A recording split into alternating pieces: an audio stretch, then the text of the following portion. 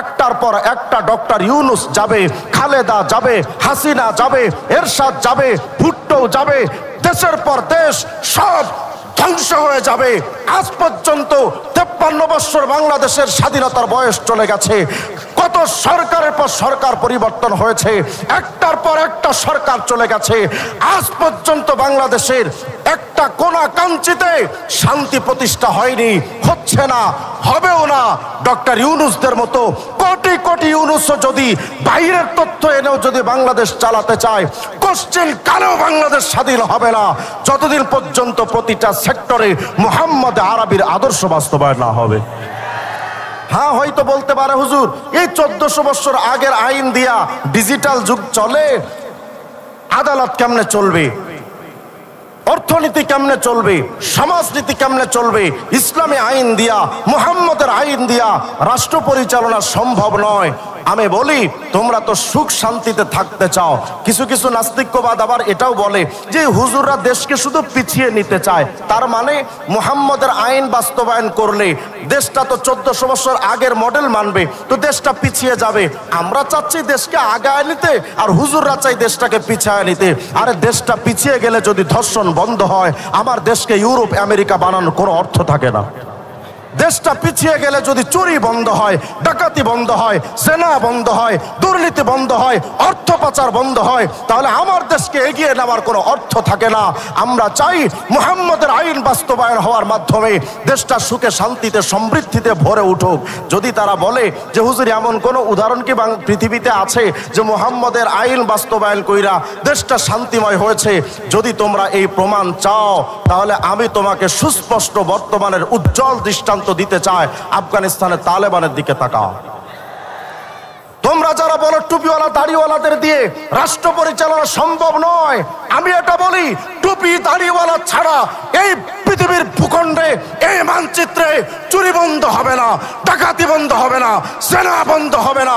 বরং যেই নেতারা এটা বলে যে আমরা ক্ষমতায় গেলে দেশকে সুন্দর করে সাজাবো, চুরি বন্ধ হবে, ডাকাতি বন্ধ হবে, খুন ধর্ষণ হবে না, আমরাও কিছু করব না। কিন্তু আমরা দেখেছি অতীতে 53 বছর যারা এ কথা বলেছিল যে আমরা দুর্নীতি বন্ধ করব, চাঁদাবাজি বন্ধ করব, তারাই ক্ষমতার মসনদে আসার পর সর্বপ্রথম দুর্নীতি শুরু করে।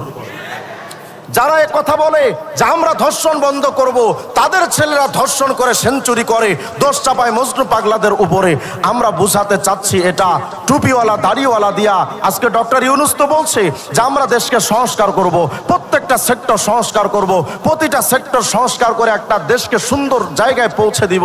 এটা শুধু মুখের মধ্যেই থাকবে। অতীতের সরকাররা এমন কথা বলেছিল, আজও তেমন বলা হচ্ছে, ভবিষ্যতে হয়তো তেমন বলা হবে। এ কথা মনে রাখা চাই। মানব প্রচিত তন্ত্র মন্ত্র দিয়ে কোনোদিন বাংলাদেশ কেন সামান্য একটা ঘর সুখময় হতে পারে না। একটা ঘরকে, একটা ব্যক্তিকে, একটা সমাজকে, একটা রাষ্ট্রকে, আন্তর্জাতিক মহলকে যদি শান্তিময় হিসেবে গড়ে তুলতে চান, একমাত্র বিধানের নাম মুহাম্মদ রাসূলুল্লাহর আনিত ইসলাম ধর্ম মতবাদ। এর বাহিরে কোনোদিন শান্তি আনা সম্ভব নয়। আমরা তো নিজেরা মস্তিষ্ক থেকে যেটা বের হয় আমরা সেটা দিয়া সবকিছু সুন্দর করে সাজাচ্ছি। তো আমাকে দেখান আপনি গণতন্ত্র দিয়া পৃথিবীর কোন কাঞ্চিতে শান্তি প্রতিষ্ঠা হয়েছে একটা রাষ্ট্র আমাকে দেখান। জাতীয়তাবাদ দিয়ে পৃথিবীর কোন কাঞ্চিতে শান্তি প্রতিষ্ঠিত হয়েছে একটা দৃষ্টান্ত আমাদেরকে দেখান। মানব প্রচিত তন্ত্র দিয়ে শান্তি প্রতিষ্ঠা সম্ভব নয়। শান্তি প্রতিষ্ঠার জন্য 1400 বছর আগের সোনালী রাষ্ট্র আরবের দিকে তাকানো উচিত, মদিনার দিকে তাকানো উচিত, সিদ্দিক আকবর খেলাফত রাষ্ট্র ব্যবস্থার দিকে তাকানো উচিত, ওমর ফারুকের রাষ্ট্র ব্যবস্থার দিকে তাকানো উচিত। এছাড়া কোনোদিন শান্তি আসবে না। আপনারা চেষ্টা করতে থাকেন। আপনাদের দাদা মরে গেছে চেষ্টা করতে করতে, বাপে মরে গেছে চেষ্টা করতে করতে, আপনারাও মরে যাবেন চেষ্টা করতে করতে। শান্তি আনতে পারেননি, শান্তি আনতে পারবেনও না। শান্তি আনার জন্য একমাত্র উপায় হলো ওয়ামান আরাদা আন যিকরি ফাইন্না লাহু মাঈশাতান যানকা। ইসলামে আইন বাদ দিয়া কোনোদিন শান্তি আনা সম্ভব নয়। শান্তি আনার জন্য আলা বিযিকরিল্লাহি তাতমাইন্নুল কুলুব। শান্তি প্রতিষ্ঠার জন্য একমাত্র আল্লাহর বিধান দরকার। আমি ছোট্ট একটা উদাহরণ যদি আপনাদেরকে দেই তাহলে আশা করি আপনারা বুঝতে সক্ষম হবেন। যেমন মনে করেন আপনি চীন দেশ থেকে একটা মেশিন আমদানি করলেন, চীন দেশ থেকে আপনি মেশিনটা আনলেন, এই মেশিনটা চালানোর যোগ্যতা, দক্ষতা, অভিজ্ঞতা আপনার কোনোটাই ছিল না। যেহেতু নতুন আবিষ্কার চীন থেকে, চীন থেকে মেশিনটা যখন আপনি আনলেন, আনার পরে চীন সরকার আপনার মেশিনের সাথে দুইটা জিনিস দিবে। এক হলো সাথে একটা ক্যাটালগ, আর একটা অভিজ্ঞতা সম্পন্ন ইঞ্জিনিয়ার। খুব মনোযোগ চাই।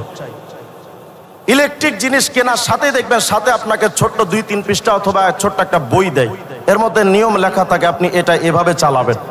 তো আপনাকে এই ক্যাটালগটা দিল, আর সাথে একটা ইঞ্জিনিয়ার দিল। এই ইঞ্জিনিয়ার আপনার এই ক্যাটালগ দেখে দেখে মেশিন স্টার্ট করাটা প্র্যাকটিক্যালি আপনাকে দেখায় দিয়ে যাবে। তো যখন আপনি চীন থেকে মেশিনটা আনলেন, সাথে মেশিন আসলো, ক্যাটালগ আসলো, আর একজন ইঞ্জিনিয়ার আসলো। এখন আমি তো জাতে বাঙালি, এমনি একটু ফুটাঙ্গিরি বেশি। যখন সকালবেলা চীনের ইঞ্জিনিয়ার গিয়ে আপনার মেশিন স্টার্ট দিবে, প্রস্তুতি নিচ্ছে, আপনি মেশিনের লোকটার কাছে গিয়া বলছেন, কিরে বেটা কি করো সেখানে? এই যে চীন সরকার আমাকে পাঠিয়েছে আপনার মেশিন স্টার্ট দেওয়ার জন্য, আমি প্রস্তুতি নিচ্ছি। এখন আপনি তো জাতে বাঙালি, মনে মনে ভাবতেছেন আমি নিজের পকেটের টাকা দিয়ে মেশিন কিনছি, আমার মেশিনে তুই চুংচাং ভুংমাং চাইনা থেকে আইসা আমার লগে তুই হুড়াঙ্গিরি দেখাবি, এটা তো মানা যায় না। হাতাটা গোছায়া কানসা বরাবর মারছেন একটা থাপ্পড়। চীনের ইঞ্জিনিয়ার সরে গেছে। হাতে ছিল চীনের ক্যাটালগ, আপনি সেটা নিয়ে ছিঁড়ে টুকরো টুকরো করে ডাস্টবিনে ফেলে দিয়েছেন। এই ক্যাটালগ এবং ইঞ্জিনিয়ার বাদ দিয়া এখন মেশিন স্টার্ট করতে গেলে আপনাকে নিজে করতে হবে, কিন্তু আপনার সামনে তো কোনো নীতিমালা নাই। কি করবেন? তখন নিজের মন মতো মস্তিষ্ক প্রসূত আপনি নিজের চিন্তা ভাবনা গবেষণা দিয়ে আপনি মেশিন স্টার্ট করার জন্য দাঁড়িয়ে গেছেন। করবেন কেমনে? সামনে তেল আছে, মোবিল আছে, সব পানি আছে, এগুলোও তো মেশিনে দেওয়া লাগবে। আপনি তখন মনে মনে চিন্তা করলেন আমি তো নিজের মন মতোই চালাইতে পারি। যেখানে তেল দেওয়া দরকার ওখানে জনমের মতো পানি ঢালছেন, যেখানে পানি দেওয়া দরকার ওখানে গ্যাস দিয়েছেন, যেখানে গ্যাস দেওয়া দরকার ওখানে মোবিল দিলেন। আচ্ছা বলেন তো, এবার যদি মেশিনটা স্টার্ট করেন সুন্দরভাবে মেশিন চলবে না? কথা কয় না? মেশিন চলবে কেন? নিয়ম অনুযায়ী আপনি মেশিনটা চালান।